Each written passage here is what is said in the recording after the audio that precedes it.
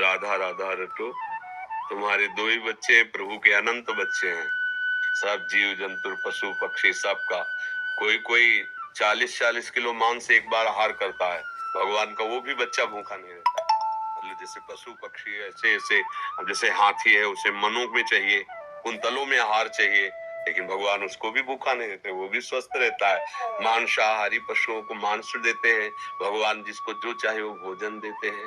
तो इसलिए हमें अपने बच्चों के लिए प्रयास करना है, पर दुखी नहीं होना है। उनका भी तो भाग्य है, भगवान उनके भी तो पिता हैं, उनकी रक्षा करेंगे। नाम जप करो और भगवान के भरोसे रहो, तभी मंगल। भगवान के भरोसे हो जाओ तो सब मंगल हो जाएगा। हम मान लो पति चल गए तो आप कब तक टिकेंगे? हो सकता है कि आप बच्चों की परवरिश लायक न रहे, फिर कौन करेगा? दुखी मत हो। सर्वलोक महेश्वर भगवान, एक बार सोजा जी का चरित्र हमने कई बार सुनाया है कि उनको गृहस्थी से वैराग्य हुआ। भक्त थे, ब्याह हुआ और नया बच्चा प्रकट हुआ, जब तो वैराग्य हुआ। वो सब देख कर उनको बस अब निरंतर भजन करेंगे। पत्नी से कहा कि धर्म कहता है कि जब वैराग्य की भावना हो तो पत्नी को सूचना देनी चाहिए। हम आपको सूचित करते हैं, हम कल सुबह 3 बजे घर से भाग जाएंगे। उसने कहा हम आपके साथ चलेंगे। बोले आपका धर्म है, आप चल सकते हो, पर कुछ भी साथ लेके नहीं। जैसे हम कष्ट में जीवन व्यतीत करेंगे वैसे। चल पड़े। अंधेरा था, वो पीछे पीछे थोड़ा कदम, तो उन्होंने कहा कुछ लिए हो क्या पीछे? तो उनका पुत्र को ले कहा था, कुछ नहीं।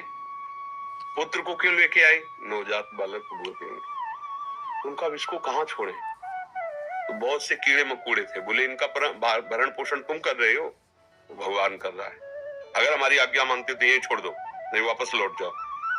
तो पति प्रेमी थे, पुत्र को छोड़ दिया।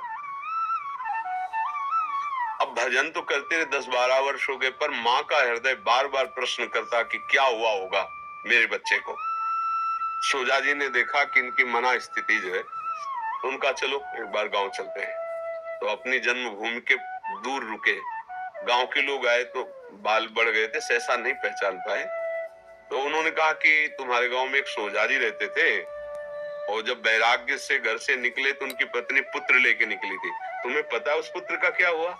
उनका हाँ हाँ, जेवी सोझा जी गए तो सोझा जी के मित्र थे राजा, उन्होंने अपने सैनिकों से खोज करवाई। तो जब खोज करवाई तो पुत्र मिल गया। तो उन्होंने कहा उनका नवजात शिशु है। तो बोले वैराग्य में इनको भी छोड़ के चले गए, अब हमारे तो पुत्र है नहीं, तो सोजा जी का पुत्र हम अपना पुत्र मान लेते। बोले वो युवराज है, 12 वर्ष का है युवराज। बोले अच्छा तो मान। पत्नी इसका समझे, अगर हम रहते तो उसे ये नहीं बना पाते। भगवान के सारे छोड़ दिया, वो निकले और सैनिक आगे उठा के राजकुमार पदवी पे, अर्थात आगे चलकर राजा बनेगा। भगवान के भरोसे हो जाओ, वो अनंत ब्रह्मांडों का भरण पोषण कर। हम लोग तो जीव हैं, अपने लोग थोड़ा अज्ञान से युक्त है कि हम नहीं कमाएंगे तो कैसे चलेगा, हमेशा। अरे भगवान सबका भरण पोषण करते हैं, उन पशु पक्षियों का करते हैं। देखो जिनके इतने बड़े बड़े पेट हैं, आहार है, और कितने सुंदर सुंदर पक्षी है।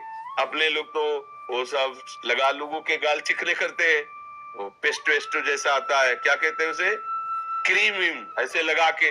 और पशुओं को, पक्षियों को देखो एकदम ऐसे नीला लाल, ऐसे कितने रंग बिरंगे पक्षी, कैसा भगवान श्रृंगार किए हुए। भगवान के भरोसे रहो, भगवान का आश्रय ले लो, सुखी हो जाओगे। बात अंदर से मान लो, ये दुख नहीं होगा। हम लोग कब तक ये नाशवान शरीर है। मान लो अभी आपका, फिर बच्चों का क्या होगा? आप निश्चिंत रहो, वो भगवान है, वो आज तक कभी ऐसा नहीं हुआ। वो अनाथों का नाथ है। आप जितना सुख नहीं पहुंचा सकते उतना वो सुख पहुंचाते हैं।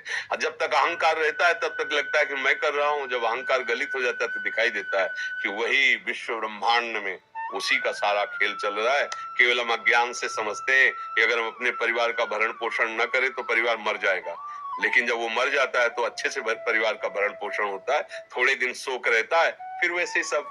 तो इसलिए सावधान रहो, नाम जप करो, भगवद आश्रित रहो। भगवान सबका भरण पोषण करते हैं, तुम्हारे बच्चे का भी भरण पोषण वही करेंगे।